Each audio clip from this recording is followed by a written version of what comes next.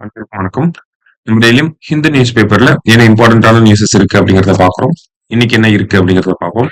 So இன்னைக்கு ஃபுல்லா பாத்தீங்கன்னா அக்ரி பட்ஜெட் பத்தி தான் பார்க்க போறோம். சரிங்களா? மத்த பெரிய நியூஸஸ் எதுவுமே இல்ல. அக்ரி பட்ஜெட் பத்தி தான் பார்க்க போறோம். சோ அக்ரி பட்ஜெட் அப்படிங்கறது பாத்தீங்கன்னா கடந்த 5 ஆண்டுகளாக தமிழகத்துல வந்துகிட்டு இருக்கு தொடர்ச்சியா. ஓகேங்களா? அதே மாதிரி பாத்தீங்கன்னா அக்ரி பட்ஜெட் அப்படிங்கிறது தமிழக அரசாங்கம் வேளாண் துறைக்காகவே பிரத்யேகமா உருவாக்கப்படக்கூடியதான் இந்த அக்ரி பட்ஜெட். இந்த அக்ரி பட்ஜெட்ல முக்கியமா 2 விஷயத்த பாத்துக்கணும். ஒரு லேட்டஸ்ட் ட்ரெண்ட வந்து அட்ரஸ் பண்ணிருக்காங்க. என்ன அப்படின்னா இந்தியாவுல பார்த்தோம்னா அதே மாதிரி இந்தியாவிலும் சரி தமிழ்நாட்டிலும் சரி பொதுவாவே இந்த அக்ரிகல்ச்சர் லேபரர்ஸோட எண்ணிக்கை அப்படிங்கிறது கம்மியாயிட்டே வருது. சரிங்களா? சோ அதை அட்ரஸ் பண்றதுக்காக இதை அட்ரஸ் பண்ணணும் அப்படின்னா நம்ம அக்ரிகல்ச்சரை மெக்கனைஸ் பண்ணணும் அப்படிங்கறத சொல்லியிருக்காங்க. சரி, அக்ரிகல்ச்சர் மெக்கனைசேஷன் அப்படிங்கறதுல ஃபோக்கஸ் பண்ணணும் அப்படிங்கறத சொல்லியிருக்காங்க. ஏன் அக்ரிகல்ச்சர் மெக்கனைசேஷன்ல ஃபோக்கஸ் பண்ணணும் அப்படின்னா நமக்கு லேபர் ஷார்டேஜ் அட்ரஸ் பண்ணணும். அதே மாதிரி இந்த அக்ரிகல்ச்சரல் மெக்கனைசேஷனால நிறைய பெனிஃபிட்ஸ் அப்படிங்கிறதுமே இருக்கு. என்ன மாதிரியான பெனிஃபிட்ஸ் எல்லாம் இருக்கு அப்படின்னு பாத்தீங்கன்னா ஃபர்ஸ்ட் லேபர் ஷார்டேஜ் அட்ரஸ் பண்ண முடியும். எஃபிஷியன்சி, ப்ரொடக்டிவிட்டி இதெல்லாமே வந்து நமக்கு இன்க்ரீஸ் ஆகும். இப்போ நீங்க ரீல்ஸ்ல எல்லாம் பார்த்திருப்பீங்க. ஃபாரின் கண்ட்ரீஸ்ல வெஸ்டர்ன் டெவலப்டு கண்ட்ரீஸ்ல எல்லாம் பாத்தீங்கன்னா நமக்கு நார்மலா ஒரு பயிரை அறுவடை பண்றதுக்கே பார்த்தோம்னா மெஷின்ஸ் தான் வந்து பயன்படுத்துவாங்க. அப்ப நம்மளுமே வந்து ஒரு நெக்ஸ்ட் ஸ்டேஜ் ஆஃப் டெவலப்மெண்ட் அக்ரிகல்ச்சர்ல கொண்டு வரணும்னா லார்ஜ் ஸ்கேல்ல அக்ரிகல்ச்சர் மெக்கனைசேஷன் அப்படிங்கிறது தேவை. சரிங்களா? சோ அதை பண்ணணும் அப்படிங்கிறது இதனுடைய ஒரு சாராம்சமா நமக்கு சொல்லியிருந்தாங்க. சரி, இப்ப என்ன மாதிரியான திட்டங்கள்லாம் அறிவிக்கப்பட்டிருக்கு அப்படிங்கறத பாத்தீங்கன்னா first Tamil Nadu oil seat mission. ஓகேங்களா? தமிழ்நாடு ஆயில் சீட் மிஷன் அப்படிங்கறத அறிவிச்சிருக்காங்க. சோ இந்த ஆயில் சீட் மிஷன் கீழே பாத்தீங்கன்னா நமக்கு ஆயில் சீட்ஸோட ப்ரொடக்டிவிட்டியை இன்க்ரீஸ் பண்ணணும் அப்படிங்கறத சொல்லியிருக்காங்க. ப்ரொடக்ஷன் இன்க்ரீஸ் பண்ணணும் அப்படின்னு சொல்லியிருக்காங்க. எவ்வளவு ஏரியால அந்த அந்த ஆயில் சீட்ஸ் பயிரிடப்பட்டிருக்கோ அந்த ஏரியா ஆஃப் கல்டிவேஷன் அப்படிங்கறத இன்க்ரீஸ் பண்ணணும் அப்படிங்கறத அப்ஜெக்டிவா வச்சிருக்காங்க. சரியா? அடுத்ததா பாத்தீங்கன்னா மலைவாழ் உழவர் முன்னேற்ற திட்டம். ஓகேங்களா? மலைவாழ் உழவர் முன்னேற்ற திட்டம், அதாவது மலைவாழ் மக்கள் அங்க இருக்கக்கூடிய ஃபார்மர்ஸ் இருக்காங்க இல்லையா? சோ அவங்களுக்கு வந்து டெவலப்மெண்ட் ஸ்கீம் அப்படிங்கறத கொண்டு வந்திருக்காங்க. அவங்களுக்கு பாத்தீங்கன்னா நமக்கு ஃபார்ம் மெஷினரி கொடுக்கறது, அதே மாதிரி பார்த்தோம்னா இன்புட்ஸ் லைக் சீட்ஸ், ஃபர்டிலைசர்ஸ் இதெல்லாம் வந்து கொடுக்கறது, கிசான் கிரெடிட் கார்ட்ஸ் கொடுக்கறது, இந்த மாதிரியான முன்னேற்ற பணிகள் எல்லாமே இந்த திட்டத்துக்கு கீழே செயல்படுத்தப்படும். சரிங்களா? சோ இந்த திட்டம் பாத்தீங்கன்னா மொத்தம் தமிழ்நாட்டில் இருக்கக்கூடிய 20 மாவட்டங்கள் செயல்படுத்தப்படும் அப்படிங்கிறது சொல்லியிருக்காங்க. அடுத்ததா பாத்தீங்கன்னா 1000 chief ministers farmer service centres, உழவர் சேவை மையங்கள் அப்படிங்கிறது 1000 இடங்கள்ல உருவாக்கப்படும் அப்படிங்கறத சொல்லியிருக்காங்க. நமக்கு தமிழ்நாட்டுல பாத்தீங்கன்னா ஒரு வருஷத்துக்கு 4000 கிராஜுவேட்ஸ் வந்து இந்த அக்ரி அப்படிங்கிற இந்த ஸ்ட்ரீம்ல இருந்து வெளியே வராங்க. சரிங்களா? அதே மாதிரி பாத்தீங்கன்னா 600 டிப்ளமா ஹோல்டர்ஸ் அப்படிங்கிறவங்க கிட்டத்தட்ட பாத்தீங்கன்னா ஒரு 4500 பேர் கிட்ட அக்ரி முடிச்சவங்களே ஒரு வருஷமும் வெளியே வராங்க. சோ இவங்களோட எக்ஸ்பர்டீஸை பயன்படுத்தி நமக்கு இந்த சீஃப் மினிஸ்டர்ஸோட ஃபார்மர் சர்வீஸ் சென்டர்ஸ் அப்படிங்கறது அமைக்க போறாங்க.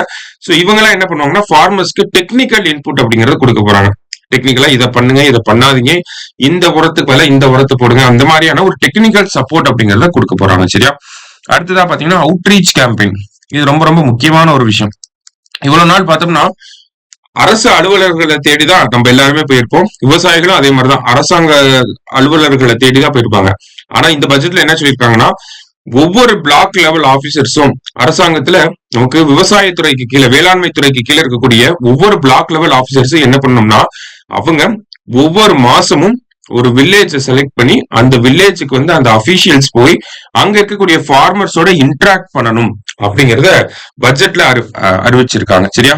சோ இந்த இன்டராக்ஷன் மூலியமா என்ன ஆகும்?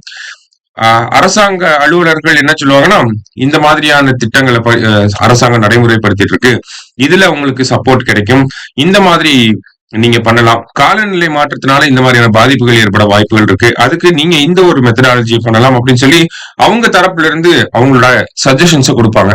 விவசாயிகள் தரப்புல இருந்து பாத்தீங்கன்னா அவங்களுக்கு என்ன மாதிரியான குறைகள்லாம் இருக்கு, இன்னும் அரசாங்கத்துக்கிட்ட இருந்து விவசாயிகள் என்னெல்லாம் எதிர்பார்க்கறாங்க, இந்த மாதிரியான ஒரு ஃபீட்பேக்கே அவங்களால வாங்கிட்டு வர முடியும். சரிங்களா? சோ கிரவுண்ட் ரியாலிட்டி என்ன அப்படிங்கறத அசஸ் பண்றதுக்காக இந்த ஒரு விஷயம் அப்படிங்கிறது ரொம்ப முக்கியமான ஒரு விஷயமா இருக்கு. ஓகேங்களா? உண்மையாலுமே கள நிலவரம் என்ன அப்படிங்கறத தெரிஞ்சுக்கணும் இல்லையா? அதற்காக அந்த திட்டம் பயன்படும். ஓகேவா? அடுத்ததா பாத்தீங்கன்னா நமக்கு கிட்டத்தட்ட டெல்டா மாவட்டங்களுக்குன்னு ஒரு ஸ்பெஷல் பேக்கேஜ் அப்படிங்கறத அனௌன்ஸ் பண்ணியிருக்காங்க. டெல்டா அல்லாத மாவட்டங்கள் கிட்டத்தட்ட 29 மாவட்டங்கள் இருக்கு, டெல்டா அல்லாத மாவட்டங்கள் சொல்லி, ஓகேங்களா? சோ அதுக்குன்னு தனியா ஒரு ஸ்பெஷல் பேக்கேஜ் அப்படிங்கறது அனௌன்ஸ் பண்ணிருக்காங்க. இந்த ஸ்பெஷல் பேக்கேஜ் கீழே பாத்தீங்கன்னா நமக்கு வந்து மிஷினரிஸ் வந்து அதிகமா கொடுக்க போறாங்க. அதான் ஒவ்வொரு திட்டத்திலையும் பார்த்தோன்னா அந்த மிஷினரிஸ் பத்தி பேசிட்டே வந்திருப்பாங்க, சரியா? மிஷினரிஸ் வந்து அதிகமா கொடுக்க போறாங்க.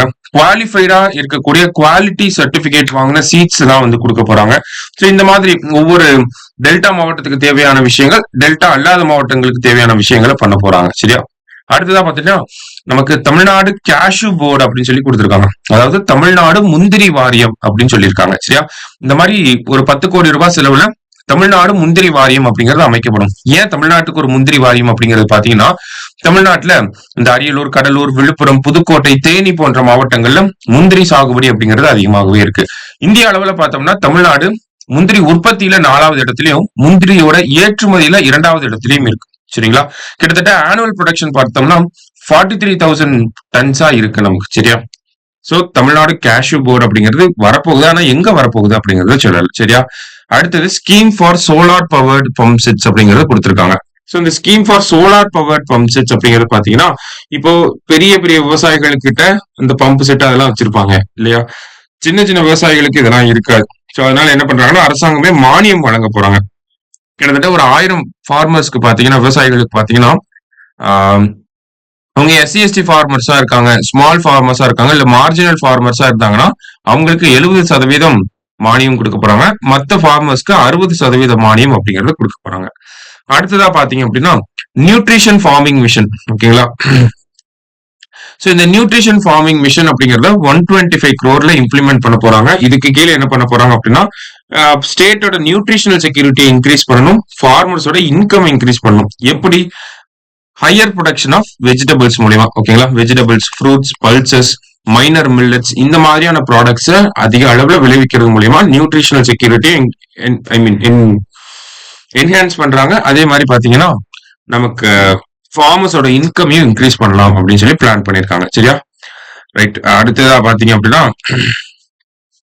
State to release agro forestry policy.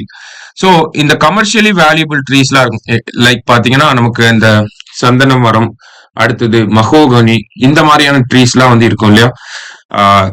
இந்த மாதிரியான ட்ரீஸ வந்து கமர்ஷியலா கல்டிவேட் பண்ணி அதை வந்து சேல் பண்றதுக்காக ஒரு ஆக்ரோ ஃபாரஸ்ட்ரி பாலிசி அப்படிங்கறத ரிலீஸ் பண்ண போறோம், இந்த வருஷம் ரிலீஸ் பண்ண போறோம் அப்படிங்கிறது சொல்லியிருக்காங்க. தமிழ்நாடு வேளாண் காடுகள் கொள்கை அப்படிங்கறத வெளியிட போறாங்க, சரியா? அடுத்ததா பாத்தீங்கன்னா நமக்கு இந்த ஜப்பான், சைனா, வியட்நாம் போன்ற நாடுகள்லாம் வந்து பேடி கல்டிவேஷன் இந்த மாதிரி இதுல எல்லாம் பெஸ்ட் பிராக்டிசஸ ஃபாலோ பண்றாங்க. சோ அதை வந்து நம்ம ஃபார்மர்ஸ்க்கு அந்த எக்ஸ்போஷர் கிடைக்கணும் அப்படிங்கிறதுக்காக ஒரு 100 பேரை வந்து இந்த நாடுகளுக்கு எல்லாம் கூட்டிட்டு போக போறோம் அப்படிங்கறதையும் சொல்லியிருக்காங்க, சரியா?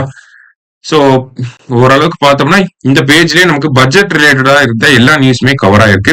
இதையும் தாண்டி பாத்தீங்கன்னா உங்க தினமணி பேப்பர்ல இன்னும் கொஞ்சம் எலாபரேட்டா கொடுத்துருந்தாங்க. சோ அதையும் ஒரு தடவை பாத்துருங்க, சரியா? சோ இன்னைக்கு நியூஸ் பேப்பர்ல இருந்து முக்கியமான செய்திகள் பார்த்திருக்கோம். நன்றி.